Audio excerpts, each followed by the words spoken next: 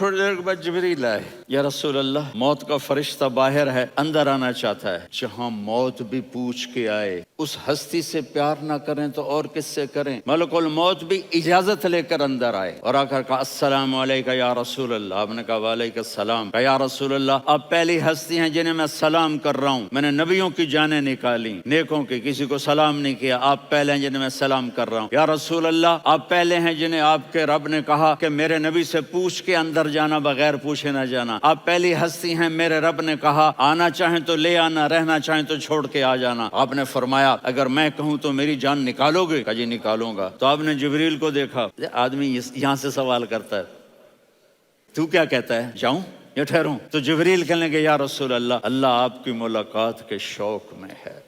آپ نے کہا دیکھو حسن حسین کے لیے ہاتھ نہیں اٹھائے، دیکھ رہے تھے تڑپتا ہوا زہر میں اور کٹتا ہوا سر، ان کے لیے ہاتھ نہیں اٹھائے۔ آپ نے جبریل سے کہا جاؤ اللہ سے پوچھ کے آؤ میرے بعد میری امت کے ساتھ کیا کرے گا۔ یہ جو ہم بیٹھے ہوئے ہیں گناہوں کے داغ اپنے سینے پر لے کر، چہرے پر لے کر، کہا جاؤ پوچھ کے آؤ میری امت کے ساتھ کیا کرے۔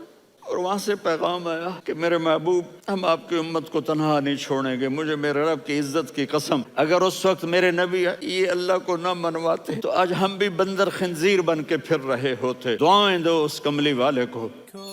سوشل میڈیا پر سب سے قدیم اور سب سے ریلائبل برانڈ درسقرآن.com